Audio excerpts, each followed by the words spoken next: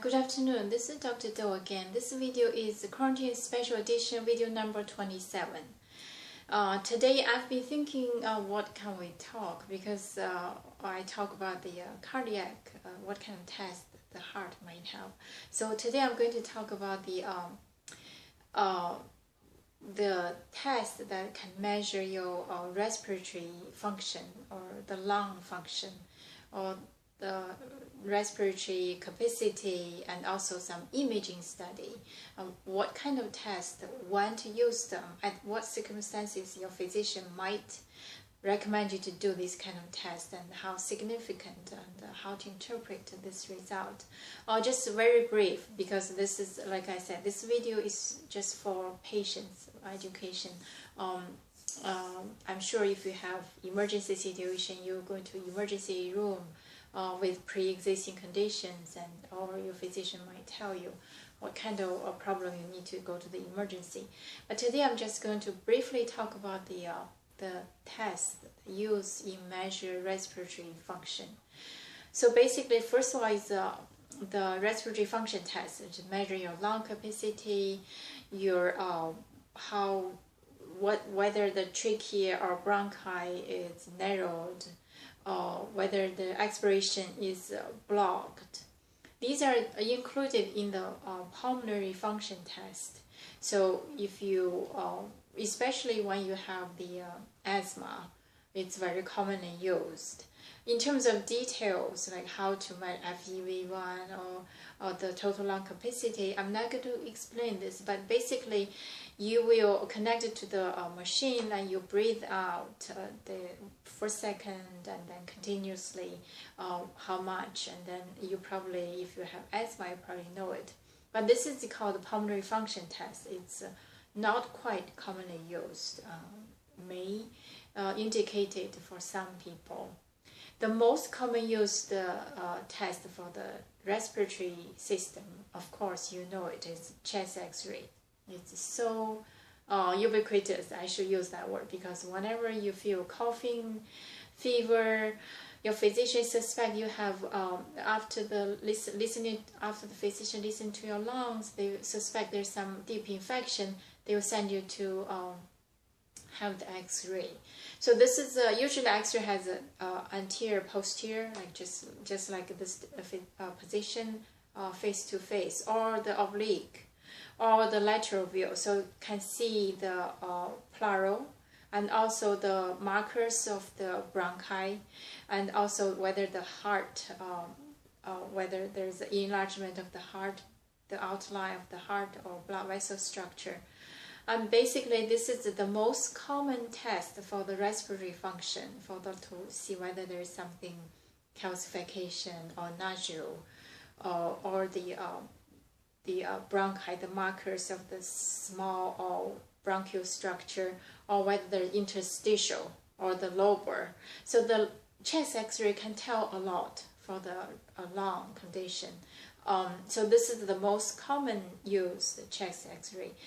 But it doesn't mean everybody will get chest X-ray just for the upper respiratory infection. For example, you have coughing, fever, nasal congestion, and doesn't mean you need to have a chest X-ray, or you will. The indication for chest X-ray, there's a standard, of course, based on your physician's judgment, also the guidelines to follow what kind of patient need to have the chest X-ray. So this is another very important, very common, most common. And the other test, of course, CAT scan. The CAT scan indication usually refer to those suspect has a serious problem, or suspect has cancer, or PE, or the blood vessel problem, etc., etc. Just for those, for example, if you there's something less than 0.5 centimeter, the CAT scan cannot detect it. It used to be like 1 or 2, but now I think the CAT scan use the contrast, without contrast, can detect even smaller, 0.5 to 1 centimeter can be detected. Or for those suspected have another lung conditions, that chest X-ray may not pick it up. So if that's the case, then CAT scan is very useful, and it's also a very common test. A lot of time to when, especially for older people, had suspected a serious problem, for example, dry coughing for a long time, lose weight, suspect there's a family history or family history for lung cancer. So if that's the case, CAT scan is indicated. And there's some other tests not quite common use. For example, the blood flow test to see whether there's some PE, for example. The confirmative test is to measure blood flow, whether there's some compared to your breathing capacity, and also the perfusion of the lung. Do this kind of test usually give you a contrast through the blood vessel, and then a physician look at it to see whether there's some blockage, the emboli, pulmonary embolism. So whether there's emboli stuck there. So this is a confirmative test. Sometimes it's prescribed or it's indicated for those without good explanation for hypoxia, a history of, or without history of DVT, deep vein thrombosis. So this kind of in doubt, so they probably do this kind of test to confirm. So this is the major pulmonary or lung related test. There's some other like the scope can go down through the trachea, bronchoscope, to look deep inside of the trachea bronchi tree. And this is indicated special for those with suspicion of lung cancer. So the scope can see whether there is some abnormal.